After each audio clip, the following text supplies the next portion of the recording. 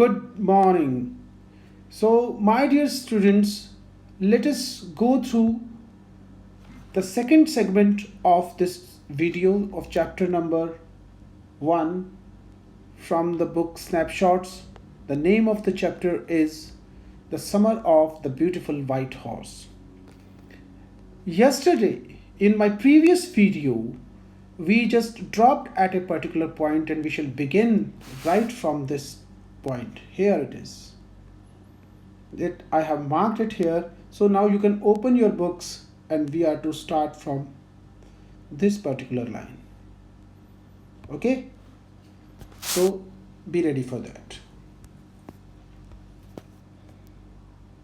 Okay, now, consequently, even though I could see the horse so magnificent, even though I could smell it, so lovely, even though I could hear it breathing, so exciting, I could believe. So lovely this horse was. So lovely this horse was. Wow, wonderful. I couldn't believe the horse had anything to do with my cousin Murad or with me or with any of the members of our family. Why? Maybe asleep or awake, we could not even think of owning this horse because we were very much poor. Because because I knew my cousin Murad could not have bought the horse because we were very poor, and if he could not have bought it, he must have stolen it. And I refused to believe that he had stolen. Now question arises, why he refused to believe that he had stolen it? Because he and his cousin Murad, they both believed in family values. They knew that their tribe has been famous for their honesty. So that's why he believed that his brother Murad could never do such a thing. No member of Garoglanian family could be a thief. That was there. So I stared first at my cousin and then at the horse. There was a pious stillness and humor in each of them, which is on the one hand delighted me and on the other hand frightened me. Why was he delighted and why was he frightened? Now this question rises. How could they be? How could the narrator be frightened, or how could he be you can say delighted? He was delighted because he was going to get a chance to ride the horse. He was happy on this account, but he was frightened, thinking if Murad had stolen it, that would really bring a bad name to their tribe. Anyhow, I said, "Hey Murad, where did you steal this horse?" "Hey, leap out of the window," he said, if you want to ride, come out. Don't ask me these questions. It was true then. He had stolen the horse. He had stolen the horse. There was no question about it. Why? He had come to invite me to ride or not as I choose. Now it was my decision, it was my discretion whether I choose to ride or not ride, you can say, but he had anyhow come to invite me for riding. Right? This was there. Well, it seemed to me stealing a horse for a ride was not the same thing as stealing something else. Why? Such as money. Now the narrator considers that only stealing a horse for a ride cannot be considered as an act of stealing.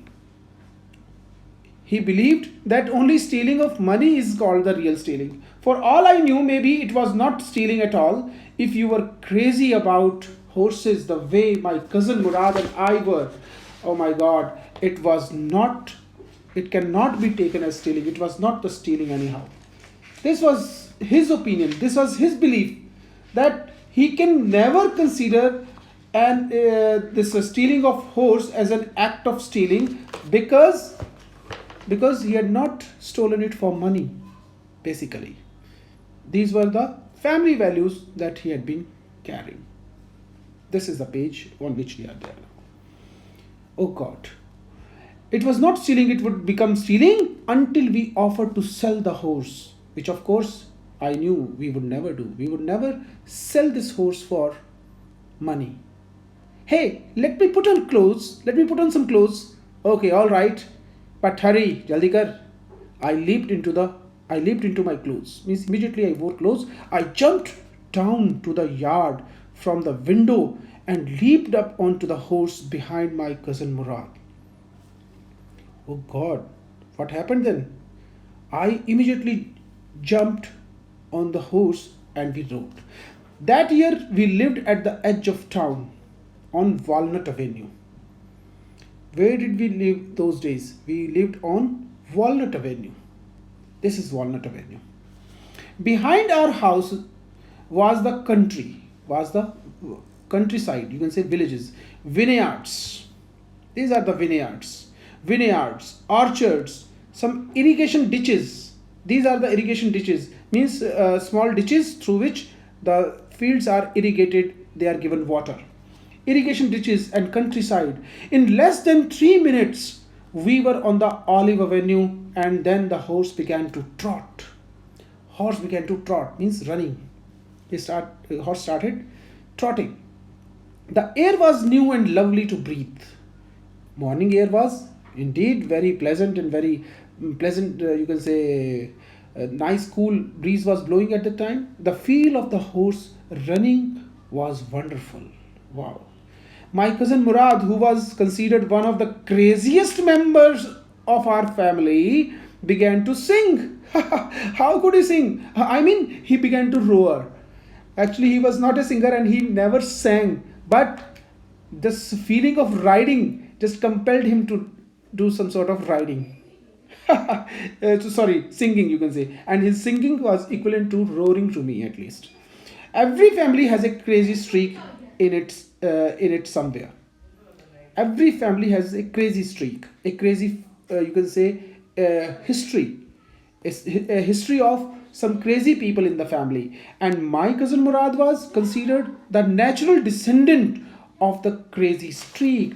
My cousin was a descendant of this crazy streak. Who is a descendant? One who inherits the qualities of someone, right? It was in inheritance of our family that one member of our family always remains crazy in our tribe. Before him, उससे पहले कौन था? Before him was our Uncle Khosrow. He is Uncle Khosrow.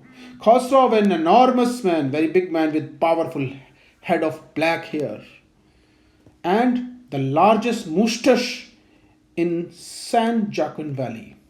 San Joaquin Valley it is. Right? Uncle Khosrow. A man so furious in temper. This man was very furious, angry in temper, irritable, irritating fellow he was. So impatient, means he didn't have control over his words, that he stopped anyone from talking by roaring. If he was talking to someone, he could make the other stop saying his words by crying at him, roaring at him. What did he say? What was his signature line? Hey, it is no harm. Pay no attention to it. This was his signature line, or you can say his favorite dialogue. He used to speak to everyone. That was all. No matter what anybody happened to be talking about. Once it was his own son Arak running 8 blocks to the barber shop. What happened one day? His son ran to him 8 blocks away to the barber shop where his father was having his mustache trimmed to tell him that his house was on fire. One day what happened? His house was on fire and his son Arak ran to tell him. He was at that time at the barber shop and he was getting his mustache trim. Right? So what happened then? This man Khosrow sat up in the chair and roared. When he told him, his son told him, okay, house is on fire. Then he roared, hey, it is no harm. Pay no attention to it. The same dialogue. The barber said, but the boy says your house is on fire, sir. Go and see. Hey, so Khosrow again roared, enough! It is no harm, I say. Such sort of crazy fellow he was. My cousin Murad was considered to be the natural descendant of this man. Means it appeared that Murad had inherited the quality of Khosrow. Quality of what? Quality of being irritable, getting irritated earlier. Although Murad's father was Zorab, who was very practical and nothing else. Murad's father was a very practical man, very nice fellow. That's how it was in our tribe. Kya? A man could be the father of his son's flesh, but that did not mean that he was the father of his spirit also. Means a father, the son could become, could have some changes in attitude, in behavior, can be different from his father. Means a father can be the son of, a father can be the father of his son's flesh. Means he can give birth to a child, but it is not necessary that he would inherit his innate qualities in his child, in his son. It is not necessary, and this is the special feature of our tribe, you can say. The distribution of various kinds of spirit in our tribe had been from the beginning capricious and vagrant. What do we mean by the thing? Distribution of various kinds of spirits of our tribe. What sort of people our tribe had, rather? In the From the very beginning, they had been capricious. Capricious stand for they are liable to change their mood or behavior immediately. Their mood could be changed, means capricious. And vagrant here stand for, what do you mean by vagrant? They were just vagabonds, they were just tramps. They were tramp like people who wander here and there without any aim. Such sort of people we used to have. Whether you can say this is a quality, or you can say it's a bad feature of their tribe. We rode, there it is.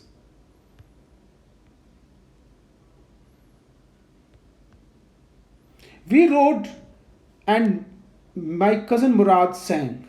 For all anybody knew, we were still in the old country where, at least according to, change the page please, according to some of our neighbors, we belonged. What is the meaning of this line? We were still in the old country. At least according to some of our neighbors. Actually, they were nomads. They used to pitch their tents wherever they could find a suitable place, or you can find proper water, or all the other facilities were available. They used to pitch their tents, and according to our neighbors, the new neighbors, you can say, we were still in the old country at that time. We let the horse run as long as it felt like running. We allowed the horse to run, right? Run wherever it could go. Some of our, there it is. At last, my cousin Murad said, "Get down, I want to ride alone." "Hey, will you let me ride alone also?" I asked. That is up to the horse, my cousin said. "Get down." Means only the horse will decide whether you will be there or not. The horse will let me ride, please, I said. "No problem." "Oh, we shall see," he said. "Don't forget that I have a way with a horse," means I know how to control the horse. "Well, anyway, you have a horse, you have a way with horse. I have also, means I have also how to tackle a horse. For the sake of your safety, let us hope so. Get down, come on." "All right," I said, "but remember, एक चीज याद रखना, you have got to let me try to ride alone." Means you are to just give me a chance to let me ride alone. While riding, actually, Aaron was quite, you can say, anxious to get to the horse, right? So that's why he said, "Okay, please let me ride it alone." "All right, but remember, you have got to let me try to ride alone." "Okay." I got down, and my cousin Murad kicked his heels into the horse and shouted, "Vazaya!" Vazire stand for, Vazire is the name of the horse. The horse stood on his hind legs. The horse stood on his hind means back legs, snorted, produced a sound of the horse, and burst into the fury of speed.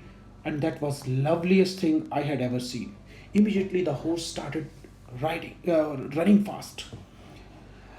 My cousin Murad raced the horse across the field of dry grass to an irrigation ditch, crossed the ditch on the horse, and 5 minutes later returned, dripping wet.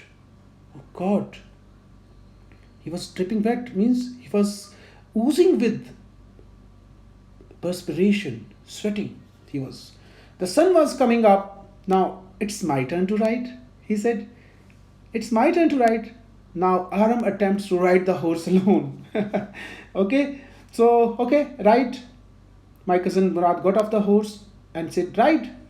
I leaped to the back of the horse and for a moment knew the most awful fear imaginable.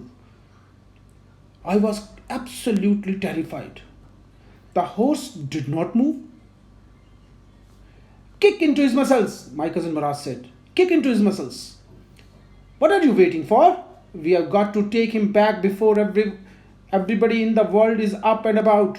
Means we have to take this horse back before everybody wakes up in the surroundings. Okay? Kick into his muscles. What are you waiting for? We have got to get it back before everybody's up. Come on. Okay? I kicked into his muscles. I kicked into the muscles of the horse. Once again, it reared and snorted. It reared, it anyhow got back on his legs and it snorted and then it began to run. I didn't know what to do, how to control the horse. Instead of running across the field to the irrigation ditch, the horse ran down the road to the vineyard of Dikaran Halabian. Dikaran Halabian is a farmer. He ran towards the vineyard of Dikaran Halabian where it began to leap over vines. Oh God. It started running over vines. The horse leaped over 7 vines before I fell. Oh God. He dropped me down. The horse dropped me down. I fell down and then it continued running. It carried on running. My cousin Murad came running down the road. He also came running down the road. I am not worried about you, he shouted. We have got to get that horse. You go this way and I will go this way. If you come upon him, be kindly, I will be near. Means don't shout at the horse or don't tease him. You just call me, I will be near. Okay, I continued down the road and my cousin Murad went across the field towards the irrigation ditch. It took him half an hour to find the horse. Means anyhow he found the horse and bring him back. All right, he said, jump on. The whole world is awake now. What will we do? I said, well, we'll either take him back or hide him until tomorrow morning. We'll hide this horse somewhere until tomorrow. He did not sound worried. I was surprised. He said, okay, I will hide this horse somewhere. How can he do so? He didn't sound worried and I knew that he would hide him and not take him back to the house, not for a while at any rate, because his parents would ask, where have you brought the horse? Maybe he had made some arrangement to hide the horse. Where will we hide him? I know a place. How long ago did you steal this horse? I said. अच्छा ये तो बता, how long did you steal this horse? It suddenly dawned on me that he had been taking these early morning rides for some time. Then suddenly it struck me. It dawned on me. Suddenly I came to know that he had been taking these early morning rides for some time and had come for me this morning only because he knew how much I longed to ride. It means he had been riding because he knew the name of the horse and he had become a perfect rider also. So it means he had been having this horse for the last few days or you can say few weeks even. And why he came to him? Just he knew that I was also very much, you can say, eager and enthused to ride the horse. That's why he has come to me. Who said about the stealing a horse? He said. I have not stolen. Anyhow, I said, how long did you begin writing every morning? I'm just asking. Okay, so my dear children, here I just sum up today's lesson, and we shall take up the remaining part of this chapter in the forthcoming videos. Thank you very much.